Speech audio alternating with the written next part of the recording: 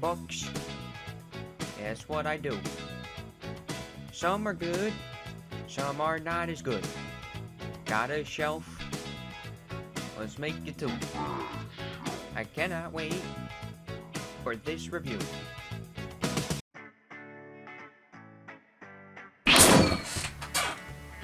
Stephen King's The Shining.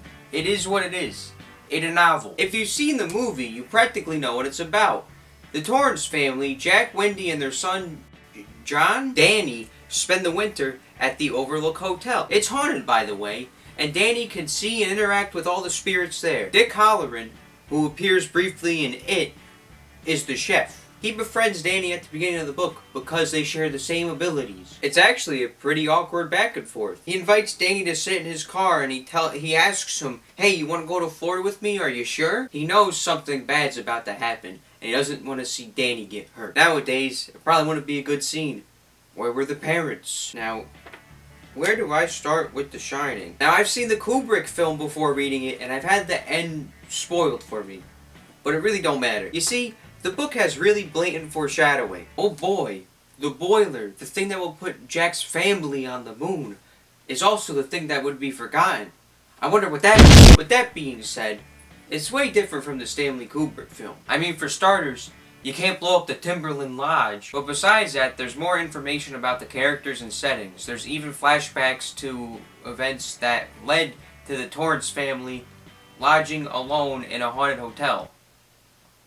So I guess they're not really alone. Many of these flashbacks revolve around Jack and his friend Al Shockley, who eventually gets him the winter caretaker job at the Overlook. They bond over drinks at faculty events, and when Jack loses his temper and also his teaching job, he goes, "I'll hook you up." And the loss of Jack's teaching job really puts his family at dire risk. One of the interactions between Wendy and Jack has Jack saying, "Without this job, we're done." Which sounds a lot like they have no choice but to brave the winter at the Overlook. So at the Overlook, the winters are relentless. Once you're there, there's not really a way to get out. It also has a lot of ghosts, because it has a bad history. I guess there's that too. In fact, the Overlook seems to be a spirit itself. It pursues Danny throughout the whole story and even takes control of his father, who has a weakness to alcohol. This results in Jack bashing Wendy's ribs and Dick Halloran's jaw when Dick comes back to help Danny and his mother when things go south. Here's something that differs in both works. In the novel, Jack isn't as much as the bad guy as the Overlook. Sure, he has a tendency of losing his temper and injuring those around him, but he's not the overall antagonist. He loves his son very much. In fact, he even kisses him on the mouth. So there's a lot of things in this book that can just be skipped over. For instance, the wasp nest. One of Jack's obligations as the winter caretaker is to take care of the roof, in which he finds a wasp nest. He clears it of wasps, or so he thinks, and gives it to Danny. This results in Danny being stung 11 times on the hand. Ouch. By the end, this really doesn't amount to much. There's a flashback at the end where Dick thinks he sees a bunch of wasps in the debris, and it's a really long and pointless flashback, because it's at the end, and Jack was given a wasp nest too when he was about Danny's age. But like, is that the point? No, a bunch of wasps. And Jack gives the wasp nest to Danny because he was given a wasp nest when he was younger. But it all just feels pointless. Like, look, Dick could have seen a bunch of wasps, or he could have just seen a bunch of debris from the fire. But it's stupid. It's not gonna affect anybody or anything. It's at the end of the book. Like, look at this. Is this really necessary to have in the second to last chapter of your book? Yes, the second to last chapter. Maybe it's because all three have the ability that Dick calls the Shining. Because we know Dick and Danny have the ability, but it's uncertain as to if Jack has it. Now, it's explained that the Shining is a hereditary ability, which means it's possible. In fact, when Dick reveals to Danny that he attempted to probe his parents similar to him, his mother jumped the tiniest bit. However, his father, well, see for yourself. It wasn't like meeting someone who had the shine, or someone who definitely did not.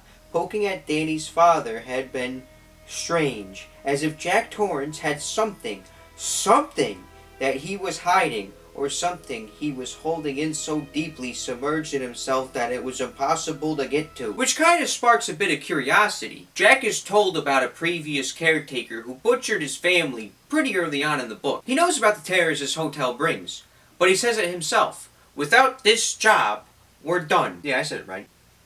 So I would argue, yes, Jack does have the Shining, but he's trying to suppress it to protect him and his family. In fact, it's mentioned in the chapter after the car conversation that Danny's daddy said it was a knack. Some people had the knack and some people didn't. Which kind of sounds a lot like Jack is familiar with the knack. Also, before Danny steps into Dick's car, Dick says, "You got a knack," followed by, "Me, I've always called it Shining." Jack has the Shining. That's how the Overlook is able to manipulate him and persuade him to attack his family. He was trying to hide it when he was introduced to Dick, but not because he was hiding it from Dick, but because he was hiding it from the hotel. So why is the wasp's nest in the novel? You already have the seeds planted to connect all three characters. You don't need them to have experiences with wasps. I'm sure everybody from a certain part of the world has experiences with wasps. Heck, I have experiences with wasps. Look at this, there's even a mass market paperback version of the book that has just a wasp on the cover. It's as if it's saying,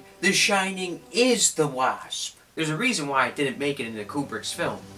It's pointless. Then you wonder why Stephen King doesn't like the movie. Cold.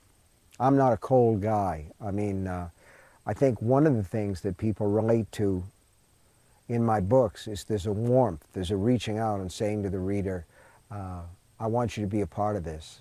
And with Kubrick's The Shining, I felt that it was very cold. Now I'll be the first to say that, yeah, the movie is pretty boring.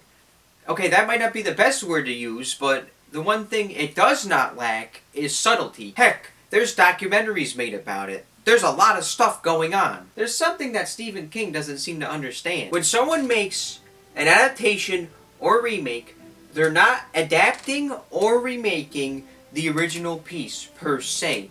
They're adapting or remaking their vision, or rather their perception of said piece. I think I got that right. I looked at the script for that. I think that was a really important thing to get across. In Kubrick's The Shining, a lot of it could have been from his perception of the novel, but yet a lot of it could also have been from his own vision. For example, the character Wendy. In my opinion, I think she's pretty forgettable. Shelley Duvall as Wendy is really one of the most misogynistic characters ever put on film. She's basically just there to scream and be stupid, and that's not the woman that I wrote about. Most of the time when the novel focuses about her, it's always flashbacks to her thinking about her parents or Jack. At least Shelley Duvall's performance is memorable. I mean, really, the only thing I can remember about this character is that she's blonde. I also wouldn't want my movie to have a bunch of flashbacks and daydreams. But hey, that's just me. I'm not a director. It was my first picture as a director, and you know something? I sort of enjoyed it. Sort of? Is that why you stopped after just one? Boy, I told myself I wasn't going to use the Maximum Overdrive trailer, but much like Stephen King himself, I just couldn't help it. Originally, I was going to make The Shining and Dr. Sleep one big video, but I think that'd just be dumb. It'd just be me talking for 20 minutes. I think I'd be able to hold your attention more if I just split them into two different videos, hopefully posted by November 8th. Wish me luck. So in order to show how artistic I am and how much of a fan of these properties I am, I'm going to mimic the ending from The Shining. Here we go.